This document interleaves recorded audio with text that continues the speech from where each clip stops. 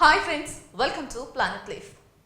సనాతన భారతీయ ధర్మశాస్త్రాల్లో ఎన్నో ఆసక్తికరమైన విషయాలు, మరెన్నో తత్వ సాధనకి పనికొచ్చే అంశాలు అడుగడుగునా కనిపిస్తాయి. ఈ చరాచర సృష్టిలో కాలాతీతుడు, గుణాతీతుడు అయిన భగవానుడు ఒకడున్నాడని, ఈ సృష్టిని నడిపించేది, శాసించేది అతనే అనే భావన సనాతన ధర్మాన్ని ఆచరిస్తున్న ప్రతి ఒక్కరూ విశ్వసిస్తారు.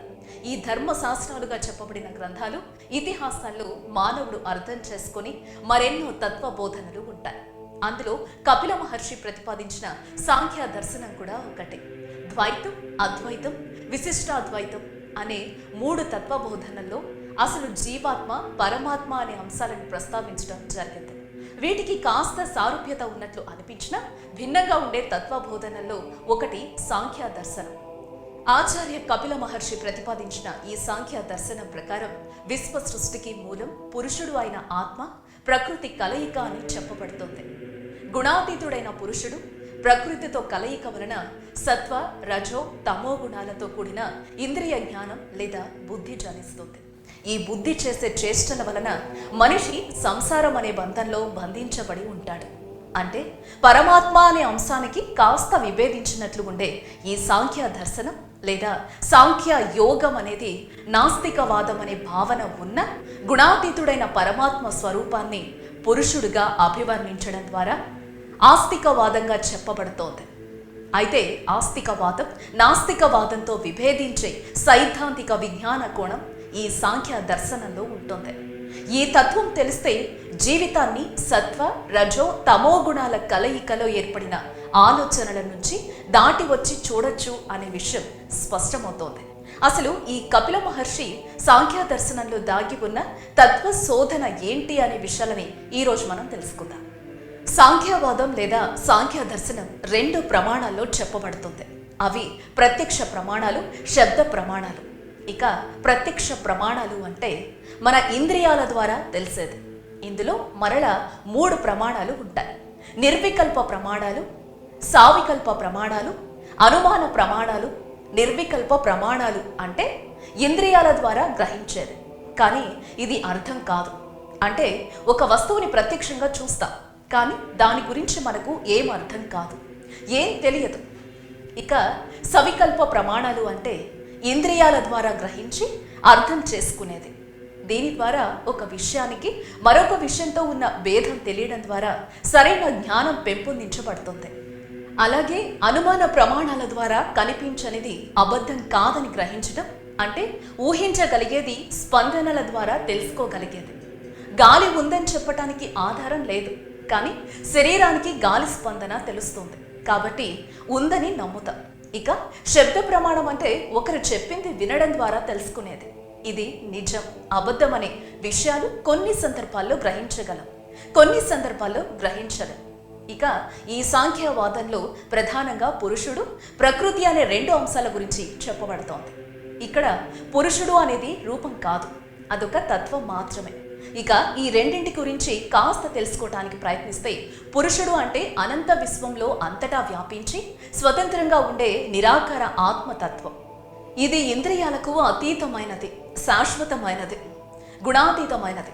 ఈ పురుషుడు అనే తత్వాన్ని ఎవరూ పట్టుకోలేరు, పురుషుడు కూడా ఎవరిని పెట్టుకోడు. ఇక ఈ ప్రకృతి గురించి చెప్పుకుంటే, ఈ చరాచర సృష్టికి కారణమైన శాశ్వతమైన అంశం. ప్రకృతి కూడా అనాదిగా ఉంది. ప్రకృతిని ఎవరూ ముట్టుకోలేరు, కానీ ప్రకృతికి స్పృశించే లక్షణం ఉంది.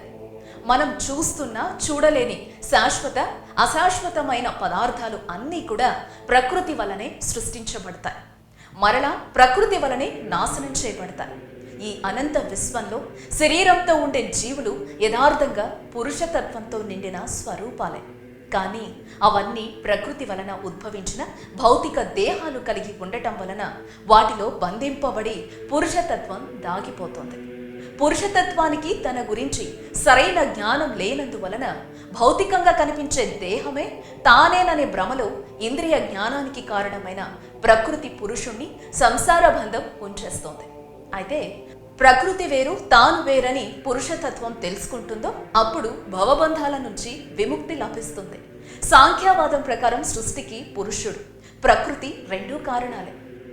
ప్రకృతి పదార్థమునకు పరిణామమునకు మూలము సృష్టి సిద్ధాంతం. సాంఖ్య దర్శనం సాత్కార్యవాదాన్ని బలపరుస్తోంది. దీని ప్రకారం ఏదైనా పనిలో కారణం ఫలితం రెండూ కలిసి ఉంటాయి.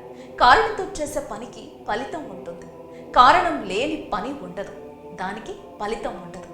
దీనిని ప్రకృతి పరిణామవాదం అని కూడా అంటారు. దీని ప్రకారం ఈ అనంత విశ్వంలో అన్నింటికీ ప్రకృతి కారణం. ఈ ప్రపంచంలో కనిపించేది, గ్రహించేది అన్నీ కూడా ప్రకృతి నుంచి ఏర్పడిన పదార్థాలుగా ఏర్పడి పరిణామం చెందినవి. ఈ సృష్టి, స్థితి, లయలు అన్నీ ప్రకృతి మాటున పరిమాణం చెందిన మరలా నాశనం అవుతూ ఉంటాయి, అంటే ప్రకృతిలో కలిసిపోతాయి. వైవిధ్యం, ఘర్షణ అనేవి ప్రకృతిలో అంతర్లీనంగా ఉన్న లక్షణాలు. వీటి వల్లనే ప్రకృతి 24 వేర్వేరు గుణాలని కలిగి ఉంటుంది. ఆ గుణాల మధ్య ఉన్న ఘర్షణ కారణంగా జీవ పరిణామ క్రమంలో ఎన్నో మార్పులు జరుగుతూ ఉంటాయి. ఈ గుణాల ప్రక్రియ 3 ముఖ్యమైన తత్వాల నుంచి ఉద్భవిస్తాయి. అవి సత్వగుణం, ఇది జీవుల మధ్య సమతుల్యతని కాపాడుతూ ఓ రకమైన సహన, స్నేహ వాతావరణాన్ని పెంపొందిస్తుంది. రజోగుణం జీవ వృద్ధిని, సమాజ మార్పులని పెంపొందిస్తుంది. తమోగుణం జీవుల మధ్య అలసత్వాన్ని, ఆధిపత్యాన్ని పెంపొందించి పదార్థాన్ని నాశనం చేయటం, నిరోధించడం చేస్తుంది. సృష్టిలో అన్ని జీవులలో ఈ గుణాల వలన ఉత్పన్నమయ్యే లక్షణాలే ఉంటాయి. ఈ కాలచక్ర గమనంలో సృష్టి, స్థితి, లయలు అన్ని ఈ లక్షణాల కేంద్రంగానే నడుస్తాయి. ఈ గుణాల మధ్య వ్యత్యాసాలను బట్టి జీవుల, పదార్థాల లక్షణాలు మారుతాయి, పరిణామం జరుగుతుంది. వీటి గురించి చెప్పిన సాంఖ్య దర్శనం గురించి పతంజలి యోగ సూత్రాల్లోనూ, మహాభారతంలోనూ, యోగవాసిష్టంలోనూ విస్తృతంగా ప్రస్తావించబడింది. ఇక అన్ని జీవుల్లోనూ ఆత్మపురుషుని స్వరూపం కలిగి ఉంటే మనసు, బుద్ధి, అహంకారం అనే గుణాల సమ్మేళనమైన శరీరం ప్రకృతి స్వరూపంగా ఉంటుంది. పురుష తత్వతతో ఉన్న ఆత్మ భౌతికపరమైన ప్రకృతి గుణాలతో బంధింపబడి ఉండటమే భవబంధాల్లో సాగరంలో చిక్కుకొని కష్ట నష్టాలనే ఊబిలో చిక్కుకొని కొట్టుమిట్టాడుతుంది అని సాంఖ్యవాదం కూడా చెబుతోంది. ఈ భవబంధాలకి అతీతమై ఆత్మజ్ఞానం ద్వారా పురుషతత్వాన్ని తెలుసుకుంటే మోక్షం పొంది ఈ జనన మరణాలకు అతీతం కావచ్చు అనేది సాంఖ్యవాదం ద్వారా చెప్పబడుతోంది. సాంఖ్యవాదానికి, వేదాలకి మధ్య విభేదాలని గమనిస్తే అద్వైతం ప్రకారం అంతా బ్రహ్మే అన్నిటికీ కారణం. ఇక ద్వైతం ప్రకారం ఆత్మ, పరమాత్మ, దేహం వేర్వేరు. కర్మ ఫలాలు అనుభవించడానికి ఆత్మని పరమాత్మ భౌతికపరమైన దేహంలోకి పంపిస్తుంది.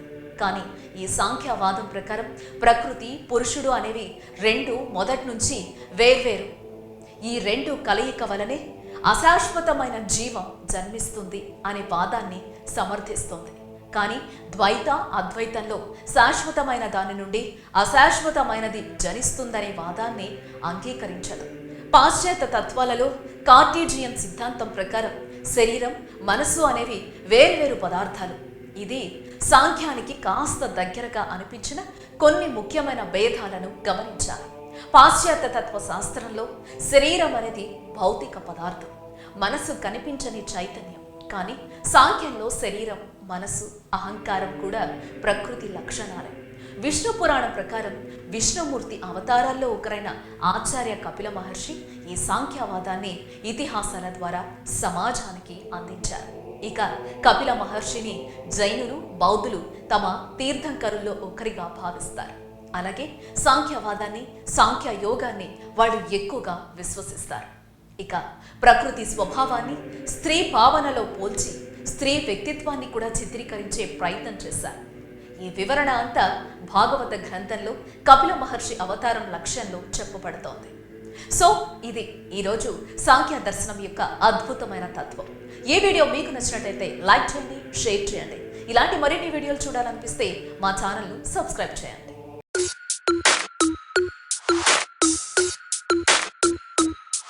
Head.